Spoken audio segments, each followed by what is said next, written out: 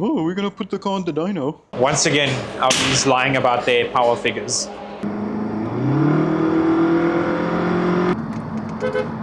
I'll stump you. Stupid motorbike. And then the guys will be like, no, you can drive it.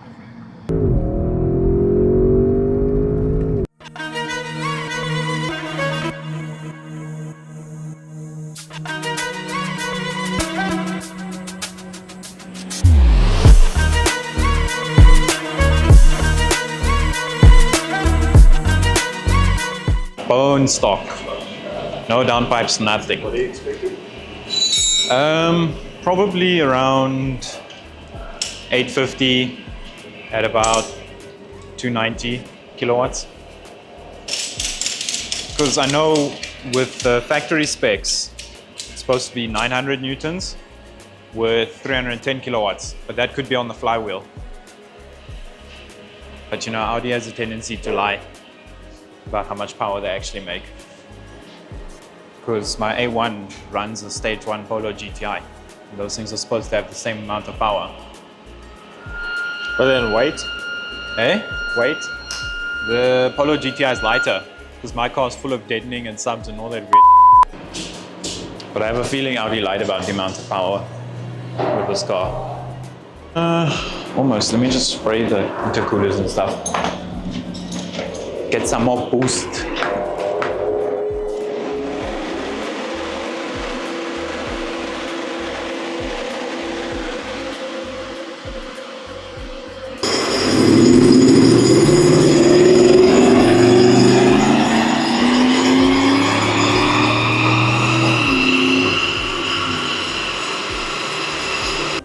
Well, they did lie about the power.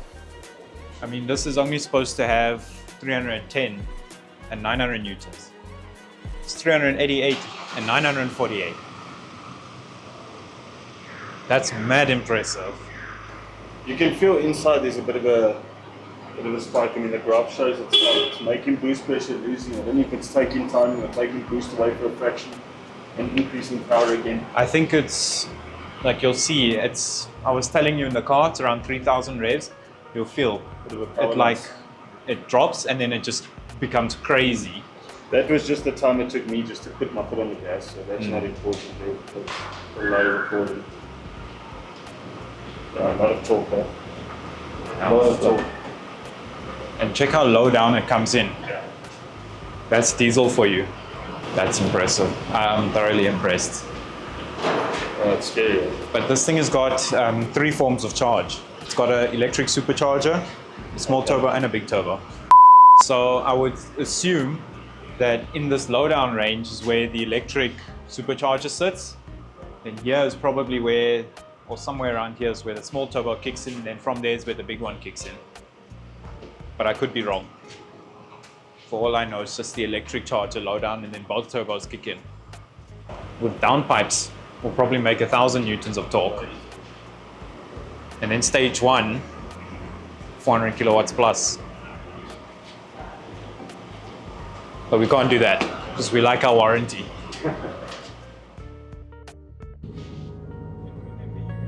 Yeah. So today we've got a bit of a different style of video. Obviously we're missing Uncle Colin. And if you haven't seen already, we've just dynoed the SQ8. And you would have also seen that Audi lies about their power figures. So for today's video, we're going to be dynoing this car, the A1 RS1 Miki edition. And then yeah, we'll save the cherry for later. We'll do the RS6 last. And that one will also take the longest to warm up.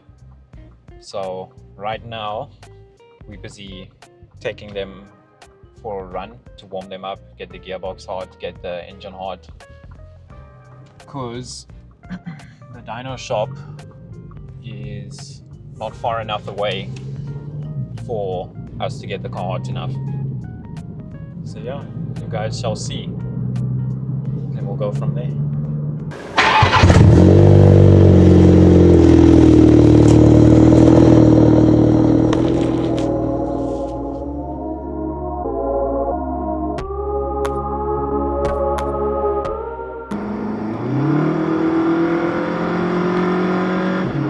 Oh, listen to that scream. The kickdown is lacquer in this car. Because it's a DSG, it just bangs through its gears. And it's smooth. And the alignment is good. But if I put it in eco mode, you'll feel it get even smoother.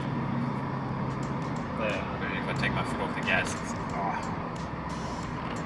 dreadful feature. Absolutely horrific.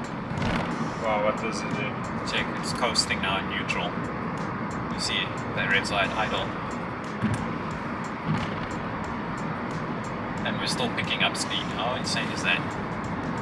We're idling and we're going faster.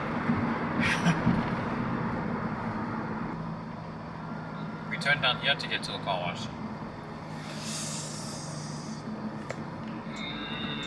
No, yeah, I think so.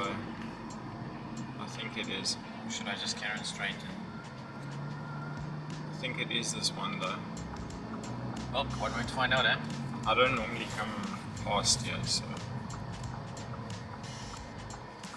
Although this is actually illegal what we're doing, but we're doing it anyway. Yeah, look at there's a separate robot for turning. Oh. So, but it's a bit vague because that is the law where with 2 lanes or 3 lanes of traffic, I'll stump you. Stupid motorbike.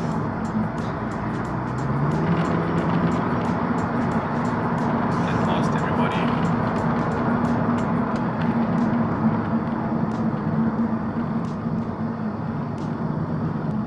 Should we go get some Starbucks? No. M2. Oh. Hashtag Lego inspired. Although, to be honest, I kind of like it, bro. I also kind of like it, and I'm not a It looks BMW sick. guy. The new M2 and M3, like, yeah. The only one I find weird is the new M5. The new M5 and the iX. No, not the iX, the XM, that one. Yeah. Have you seen the new X3 that came out? Mm-mm. I love the interior. They've done like a triangle thing with a whole animated LED strip. It's really cool, but the exterior is just vile. Like, I don't understand what's going on with BMW. Is that the one that we googled a while back? Where it has that weird front? Is that the the XM? the one we googled was the XM. Oh, okay. That's a bit. Mm-hmm. You know what? It's all some. I mean, to be fair, all your Golfs, like your GTRs and your Rs, sound the same Yeah. in a way. But the thing is, though, the GTI and the S3 and that they have the same engine, but they're 2 different cars. Yeah. The M3 and the M4 are supposed to have 2 separate engines, not the same straight 6. I mean, what's it? That old M3, I think it's got a V10. I think it was. The E60. I'm not sure which one it is. I'm not clued up on my E's and B's and G's with BMs. I But think it's the E60 that has the. all I know might is be wrong. that an M3 had a V10, and now an M3 and an M4 look the same, sound the same. The only thing that's different is the badge. But I mean, to an untrained eye, you can literally just take the 3 and swap it for a 4. And yeah, And because that's it. Because they look the same, they sound the same. But Yeah. then the guys will be like, no, they drive different. Yeah, it's the same car.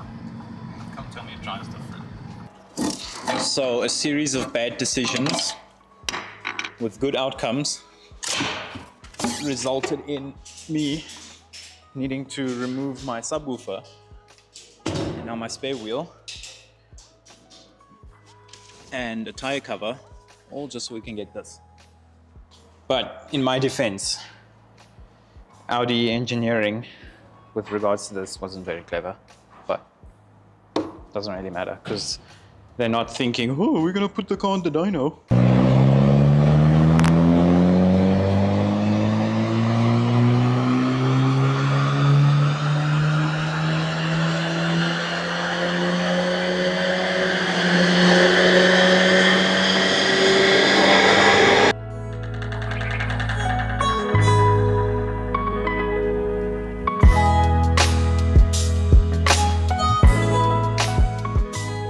So Audi lied again. It's obviously making more power than you would think, because this car is supposed to have only 147 kilowatts and 350 newtons. And here it shows in the first run we did 410 at 153.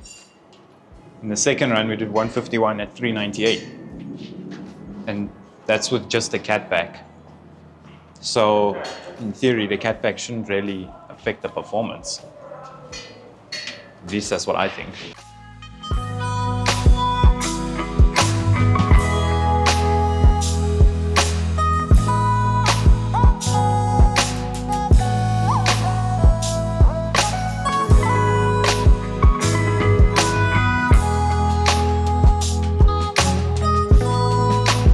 One eternity later.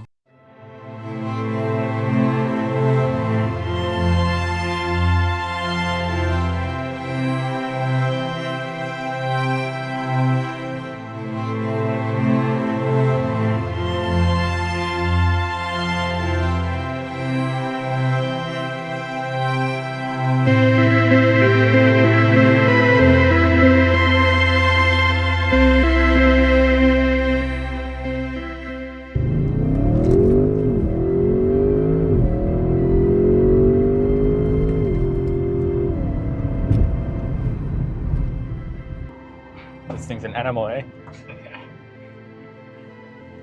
It spins wheels. It spins all 4 wheels. And our economy went down. We're at 29.9. So moral of the story, floor it and you get better fuel economy. Definitely. Shall we send her? Yeah. Then we should be up to temps. Well, we are up to temps. Now we just need to get back.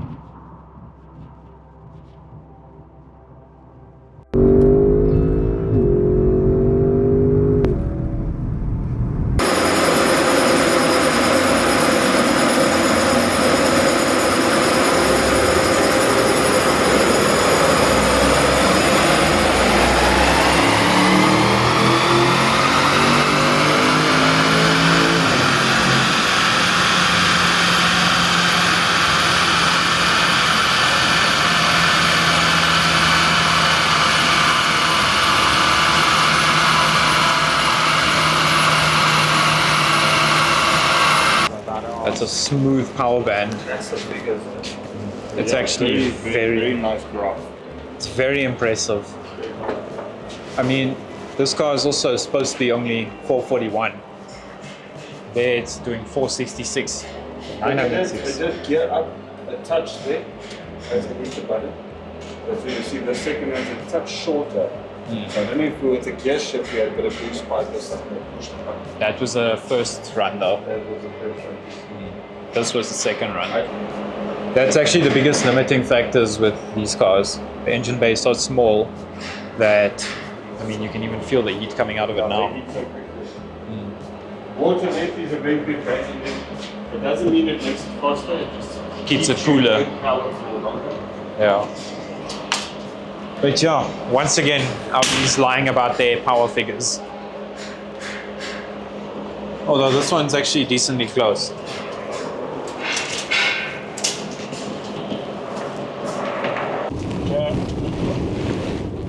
But yeah, I mean, in conclusion, we now know that it's not just BMW and Mercedes that lie about their factory specs or say performance of the cars.